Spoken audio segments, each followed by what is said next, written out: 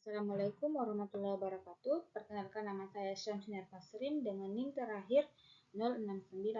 Pada kesempatan kali ini saya akan menjelaskan mengenai liability dan equity management.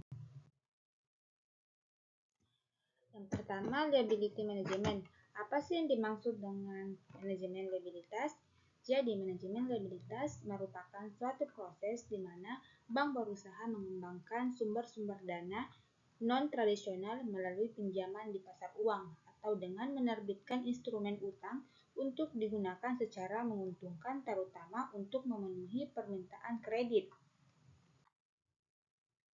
Kemudian menurut Riyadi, pengelolaan dana dari kewajiban bank sangat penting karena berkaitan dengan upaya bank untuk menjalin hubungan baik dengan kreditur. Yang kedua, meminimalkan biaya bunga dari dana yang dihimpun. Ketiga, menjaga stabilitas sumber dana di tengah kondisi ekonomi dan moneter yang berubah. Yang keempat, menciptakan surat berharga guna memenuhi kebutuhan likuiditas mendesak. Dan yang terakhir, memperkuat hubungan dengan lembaga keuangan atau bank lain agar fasilitas money market lain tetap tersedia saat dibutuhkan, terutama saat menghadapi masalah likuiditas. Sumber utama dari bank berasal dari simpanan masyarakat, baik individu maupun badan usaha, yang dikenal sebagai dana pihak ketiga atau DPK. Pihak dana ketiga itu berupa giro. Giro adalah simpanan dari pihak ketiga di bank yang dapat ditarik kapan saja menggunakan cek, surat perintah, atau pemindah bukuan. Adapun karakteristik utamanya, yang pertama dapat diambil sewaktu-waktu dengan cek atau ATM. Yang kedua, dapat dimiliki perorangan atau perusahaan. Yang ketiga, memiliki aturan setoran awal dan saldo minimum. Dan yang keempat, penarikan dapat dilakukan secara tunai atau non-tunai. Yang kedua, deposito atau time deposit. Deposito adalah simpanan berjangka di bank yang hanya dapat ditarik setelah jangka waktu tertentu sesuai perjanjian. Besarnya suku bunga tergantung pada lamanya jangka waktu simpanan. Adapun karakteristiknya, yang pertama hanya bisa diambil saat jatuh tempo, yang kedua menggunakan biljet sebagai bukti simpanan dengan bagi hasil atau bunga dibayarkan setiap akhir. Kemudian adapun jenis-jenis dari deposito, yang pertama deposito berjangka. Deposito berjangka itu simpanan berjangka tetap berjangka seperti 1 sampai 12 bulan dengan biljet sebagai bukti. Yang kedua, sertifikat deposito, yaitu bunga dibayar di muka, kepemilikan atau unjuk. Yang ketiga, deposito on call atau untuk dana besar dengan jangka waktu kurang dari 1 bulan. Yang ketiga, tabungan atau saving deposit. Tabungan adalah simpanan dari pihak ketiga di bank yang dapat disetor dan ditarik sesuai ketentuan bank.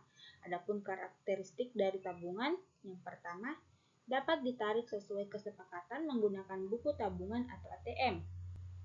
Yang kedua, buku tabungan sebagai bukti kepemilikan. Yang ketiga, memiliki ketentuan setoran awal dan saldo minimum. Kemudian, selain kewajiban berupa simpanan, terdapat juga kewajiban lain yang berasal dari pihak ketiga, yaitu kewajiban segera yang dapat dibayar, surat berharga yang diterbitkan, pinjaman yang diterima, dan setoran jaminan.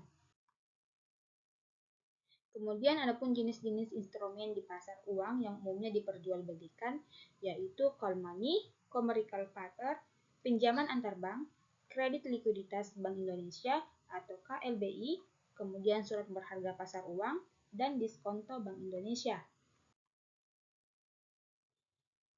Selain itu, adapun fungsi pasar modal secara umum, yaitu sebagai sarana penambah modal bagi usaha, yang kedua sebagai sarana pemerataan pendapatan, yang ketiga sebagai sarana penciptaan tenaga kerja, yang keempat sebagai sarana peningkatan pendapatan negara, yang kelima sebagai indikator perekonomian negara. Poin kedua, equity management. Secara umum, ekuitas atau biasa disebut modal bank didefinisikan sejumlah dana yang diinvestasikan oleh pemilik bank pada waktu pendirian bank yang dimaksudkan untuk membiayai kegiatan usaha bank atau dana yang berasal dari pemilik atau para pemegang saham ditambah dengan agio saham dan hasil usaha yang berasal dari kegiatan usaha bank. Berdasarkan PSAK, pos-pos yang termasuk dalam komponen modal diantaranya modal disetor, tambahan modal disetor, selisih penilaian kembali aktiva tetap, laba rugi yang belum direalisasi, pendapatan komprehensif lain, saldo laba terdiri dari cadangan, laba rugi tahun lalu, dan laba rugi tahun berjalan. Sedangkan klasifikasi modal bank yang merupakan sumber dana pihak pertama terbagi atas modal inti dan modal pelengkap. Modal inti atau tier 1 yang termasuk tier 1 yang pertama itu modal disetor. Modal disetor adalah dana yang benar-benar disetor oleh pemilik bank termasuk simpanan pokok, wajib, dan penyertaan. Yang kedua, agio saham. Selisih antara harga jual saham dan nilai nominalnya. Yang ketiga, modal sumbangan. Sumbangan berupa saham atau donasi lainnya. Yang keempat, cadangan.